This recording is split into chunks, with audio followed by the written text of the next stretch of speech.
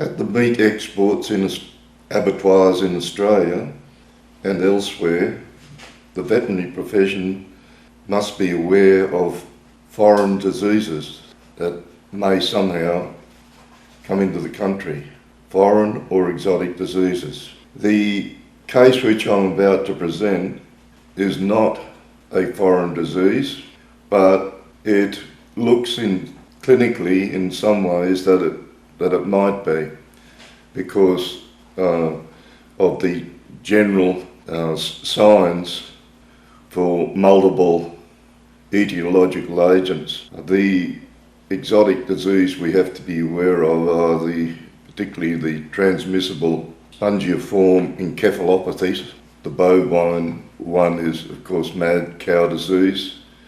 Scrapie is one in sheep, and it's possible that the prion type disease associated with bovine spongiform encephalopathy might occur in other animals, including sheep.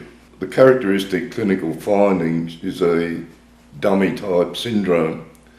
So I'll be presenting that to you in this next case. The other possible etiological agent is that of a metabolic disease, and in particular there's quite a common disease that occurs at abattoirs in sheep in advanced stages of pregnancy. They really shouldn't be there because it's an animal welfare issue, but the fact is they are, and it's widespread throughout the whole of Australia. The farmer, I guess, in some ways doesn't know the stage of pregnancy, but I think they'd have a very good idea, but they still sell them to the abattoirs. So when they get transported, and it exacerbates the condition in which they lose glucose, and so by a biochemical process of gluconeogenesis, alternate pathways, they produce keto acids, and those keto acids can affect the brain. It's a means of trying to get energy. In doing so, getting the energy is complicated by the effects of the keto acids on the brain. So this is called twin lamb disease or pregnancy toxemia, and it's called twin lamb disease because there's a very high prevalence of twins, and of course that can mean a much greater demand for glucose and energy. Another name one can give to it is ketosis. In cattle, acidonemia, all similar types of metabolic diseases.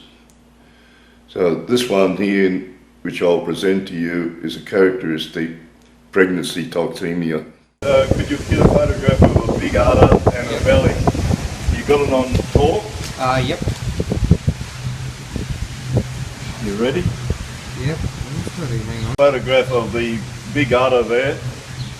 She's at the point of parturition, and come around here and you'll see a very well advanced belly, well developed. This animal is obviously about to lamb. So the condition that this animal is showing is a metabolic condition. It could be related to twin lamb disease, but also it could be associated with transport tetany that we see. So let's see how it goes, Rob. The animal is not bright, not alert, and not aware of its surroundings. It's got some reaction there to eyes and touch, but it's in a depressed state. And you'll notice, Rob, its nostrils close up there. They tend to have mouth movements like that, showing right now, and nostril movements which are involuntary. But this animal is most probably got glucose depletion, and therefore there's a alternative biochemical pathway to try to obtain energy, and in doing so you get a rise in keto acids. So it's a sort of acid anemia and pregnancy toxemia combined sort of thing for me. And so when it does get those keto acids, that can adversely affect the brain. So here's this animal, and which one showed those very active head movements before, Rob? It's this one. Let's see how it goes with it. I'm trying to make it mobile. It's quite reluctant to move.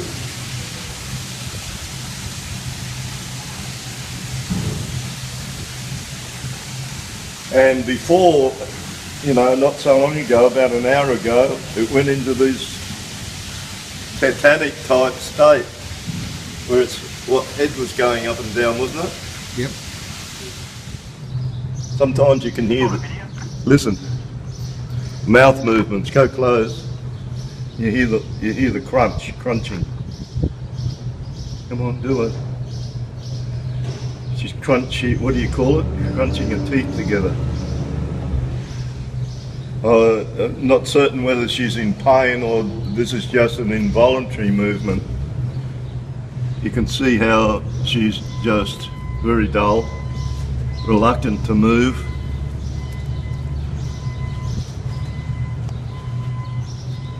And then she'll have these mouth. See that? Hear that?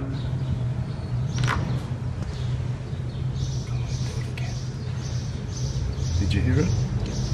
You reckon you picked it up? I don't think she's in pain. I think she's just in a depressed state because of those, probably the keto acids that are circulating in the brain. So